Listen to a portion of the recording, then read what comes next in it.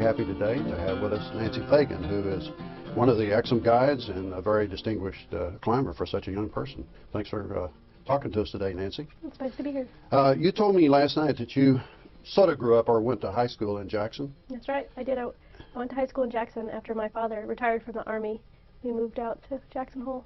And so let's sort of start at the beginning and talk about when did you start climbing? Well, I started when we moved out to Jackson Hole, and our family, my dad decided that he wanted the family to climb the Grand Teton. So he hooked us up with the Exum mountain guides, and our whole family, the 5 of us, took lessons for 2 days, and then we went and climbed the Grand. And how old were you? I was 13. 13? Mm-hmm. So were you... I loved it. I thought it was fun. Uh-huh. I totally trusted the guides. I wasn't scared of heights. It was, to me, I had been a gymnast, so I could scramble around on the rocks, and I liked that part, and I just thought it was fun being outside and in the mountains. But at age 13, did you ever think that you would be back there taking people up the Grand? That never occurred to me. Never occurred. Yeah. So what was the progression then? Did you start climbing? Well, my older brother, who's 5 years older than me, he also really enjoyed climbing, and he had done a little climbing in Yosemite before. So the 2 of us got together and we did some climbs. We hired an Exum guide to take us on a couple other climbs, and then from there we branched off and started climbing on our own and had some little adventures in the Tetons because we weren't very experienced and we didn't really know what we were doing. But were you climbing the Cascade Canyon or? Oh yeah, all over. All over. Mount Owen and up Guides Wall and Symmetry Spire. And Blacktail Butte? And we even went to Blacktail Butte. When did Blacktail Butte open, Nancy? People have been climbing there for years, but at the point when I started climbing there, we were only top roping.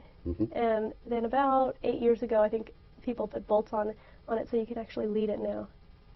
Okay, so we're moving along. You're through high school, and then what happens next? How did you come to be a guide at Exum? Well, I went away to college, and I thought, and I got a degree as an electrical engineer, and it still never occurred to me that I might become a guide. I still had ideas that I was going to have a career and be an electrical engineer, and climbing really wasn't a part of my life. But I ended up finding a job at Jackson Hole as a computer software designer after I graduated from college. So I came back for 2 years, and it was in that time when I really decided that my heart was in the mountains, and I loved being up climbing and just spending my time outside. And so it was one of those things that I'd spend 5 days at work, and I'd spend, all my time planning my 2 days off, where I was going to go, what I was going to climb, and so I'd leave right at Friday at 5, and I'd have some adventure planned for the weekend, and then so that's when it started to occur to me that maybe climbing was a little bit more important to me. And then I took a trip down to South America, and that was a big change too. Where'd you climb there? Went down to Patagonia, to the Fitzroy area, and climbed a mountain called Guillaume. With family, with your... I went with a boyfriend, and I took, well, it was a 2-month trip, so it was quite a while away from Jackson and away from the U.S. Pardon my memory, but were you the first female guide at Exum? No, I'm not sure who it was. I guess it was Catherine Cullinane. Yeah, Catherine, I guess I sort of remember was maybe there for a while. So you must have been the second one then. No, and then there was Evelyn Lees. No, I don't. And she's still with Exum. She took last summer off because she had a baby. So there haven't been many. There are a few other women guides now, Cindy Toll and Maddie Schaefer. How long have you been guiding for Exum? I guess next year will be my 8th year. 8th year, right. So how does it, having started out there, and because most people, I think, probably don't start climbing by doing the Grand Teton. Right. A lot of people start, I'm from Washington, D.C., and we have wonderful climbing areas. 15 minutes, I live downtown D.C., 15 minutes where you can climb in Great Falls or Carter Rock, which is about as good as you'd want for small walls. But how did it feel to be going back there as a guide? Was it a little intimidating to be with all of those other big names? Well, especially because so many of them had a part in teaching me how to climb. So I was sort of the little girl, taking people out. So I think they all helped me along quite a bit, just in making me feel comfortable and that I knew all the good escape routes and how to get clients off in case of an emergency. So all the other older guides were very supportive, and I think it was also helpful for me with my clients because I knew how it felt as a first-time climber to climb the Grand as a client. And so I have a little bit more idea of what the clients might be feeling. You know, all the wonder and the fear and the doubt. I've always wanted to climb with one of the women guides at Exo, but that's never happened so far. Yeah, well, Maybe we could do it sometime. They keep us pretty busy. Right. Yeah.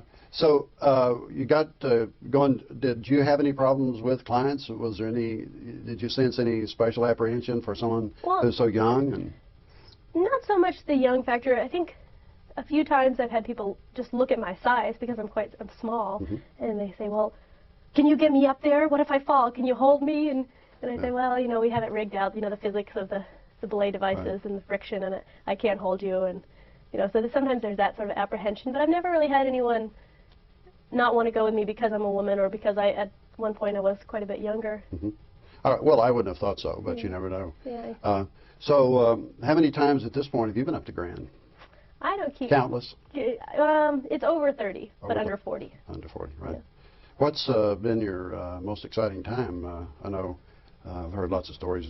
I've been very fortunate to have great weather several times I've been up there, but I know, have you ever been caught in any lightning storms? Or? Well, actually, the third time I went up, the first time I went up unguided with my brother, we were caught in a storm, and it was terrifying. You know, the lightning hit us, and our carabiners were clanging, and our hair was sticking up, and we were about 100 vertical feet from the summit, and we weren't exactly sure how to get off, even though it ended up being easy, but it was a total whiteout, couldn't see, and we had also hooked up with 2 other climbers. Oh, you snow as well? It was snowing, yeah, snowing and blowing and lightning. So we got down as fast as we could, and luckily none of us was hit. Well, Nancy, and that's likely to happen anywhere, but especially at that kind of altitude. Just for the benefit of climbers, tips to them. What do you do when you get into a storm like that? Give us some advice. Well, I think... Run like hell? Yeah, I think it starts before you even start climbing.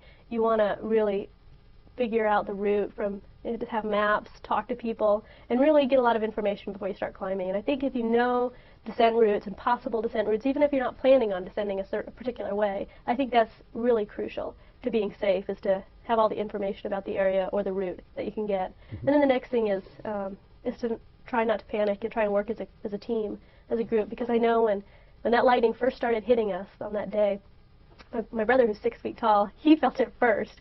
And he started panicking, and I didn't understand what was going on because I didn't feel the lightning. I mean, I knew it was snowing and we couldn't see very well, but I didn't know. So it took us a couple minutes to figure out what was happening, and then we had to, get together and decide as a group. There were 4 of us after we picked up the other 2, which way we thought would be best. So I think working together as a group. Do you need to keep low? Do you need to get rid of your hardware, or? In situations with lightning, you want to be, if you can, you want to be under an overhang, but not a real low overhang, because the lightning will come down the rock. So if it's a low overhang, it could jump to you. But if it's 20 feet high or so, then that's a good place to be. And as far as, you don't want metal gear on you, but you don't want to leave it behind in case you need it for the descent. So if you can just take it off, and if you're just in one place, then that's better. In terms of preparation, thinking about making a climb, such as on the Grand or in some of the big mountains in Colorado, or wherever, back east, I guess that especially in the Tetons, a lot of people wouldn't think about lightning coming along with a snowstorm. That's true. But you're going to have that, correct? That's right, yeah. Yeah, I usually associate lightning with rain, but it also comes in summer storms that, up at that elevation, it will be snowing. Well, let's move along here to, so then you started climbing more in Yosemite? That's right. And tell us about that.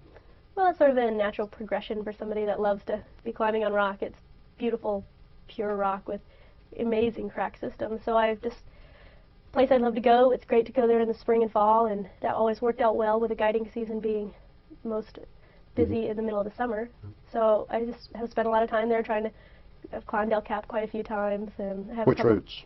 I've done the West Face and the Salathé and the Nose, the Triple Direct, and the East Buttress. And which one is your favorite? I think the Nose route's my favorite. It's it's 28 pitches of just incredible climbing. None of it's really particularly hard. You don't have to climb anything over 510. So that's good. How has, because I haven't been in Yosemite in a few years, I've not climbed there much at all, but I have climbed there. But I've read so much and heard so much from people who have. What's happening in Yosemite now? If for people who've never climbed there, who are thinking about it in 1995, what's going on in Yosemite? Well, I think if you've never been there and you'd heard a lot of stories, I think when you get there, the first thing that you have to deal with is all the tourists. There's so many tourists. So I always like to have a plan where I'm going to go climbing so I can get there and just get up on the rock, because then you get away from from all the tourists. But all the really, really famous routes that you've heard about, they're probably going to be crowded. You probably have to deal with one or two other parties on the route. So you really have to be patient, and if you're going faster than a party, you need to either wait for them or talk to them and ask them if they'll let you pass. But you do have to deal with other climbers, and along with that is that on the longer routes you have to be really aware to carry your trash, to bring all your waste with you, because it's not like there are just 10 people climbing in Yosemite anymore. There are many climbers. But they're not scheduling No, climbs. You're just on your own. You go out You're on your own. Sort of duke it out with whoever. Yeah, there is a concession service there, and I mean they have a guide service, and they actually have quite a hard time, because when people want to come up and say you wanted to climb the nose, well, they're just like everyone else. They don't have any priority over it, so they have to wait in line too. And since that's a popular route, it could be a few days before you could get on it. Well, for someone at your level, a professional, is a nose a one-day climb for you? I've done it 3 times in a day. Tell us how you do it. No, just go light. That's the biggest thing, is that you don't carry much, so you're fully committed. So if the weather got bad, you'd have to descend quickly, really quickly. And by not carrying very much, you can go really fast. So you just don't stop very much and keep climbing. Well, but for example, what would you carry? What would we carry? It depends on the weather, because I've done it once in June when it was 95 degrees, and we each carried 3 liters of water. We carried a raincoat, emergency blanket, and a couple of You mean the little tiny yeah, silver blanket in case. Are those effective? I've carried one for years, but I've been the luckiest person in the world. I've almost never been rained on. They help. They do help. Okay. They definitely help, but they don't make it nice. Yeah, but I think they would keep you alive if you were up on something like that and it did all of a sudden the temperature dropped 20 degrees and it started snowing. I think it would keep you alive. And then usually I'll bring a headband if it's at all cool, and some sunscreen. What about in terms of your rack or your hardware? What would you be taking? Up on something like the nose, I just bring 2 sets of friends and a set of stoppers. That's all. That's all you need. No. It's a little scary going with that little, but it works. Are you talking about climbing alone? No. With, I have a partner. With yeah. a partner. Okay. Yeah. And who do you usually climb with? Well, one of my partners for the speed ascents that I've done has been Hans Florine, and he's he's got all sorts of speed titles. He's really fast. And then another partner is a woman Yosemite guide, and her name is Sue McDivitt. Nancy, who runs the guide service in Yosemite? I think it's Bruce Brossman. Bruce Brossman? And if someone's going there and needs guide service, who would they contact? Well, they would contact the Yosemite Mountaineering School, which is located in Curry Village. They have an office there. Okay, because that's all news from the last time I was there. Yeah, well, they're not open all the time. But well, to go back a minute to Exum, because Exum has gone through quite a metamorphosis in terms of its services it provides. Doesn't Exum have guides to do really all over the world now? Or? We sure do, yeah. We have permits in some other areas. Like we could guide at the City of Rocks in Idaho, and we can guide in Devil's Tower, we can guide in the Wind Rivers. And then we also have other guides that guide in different countries.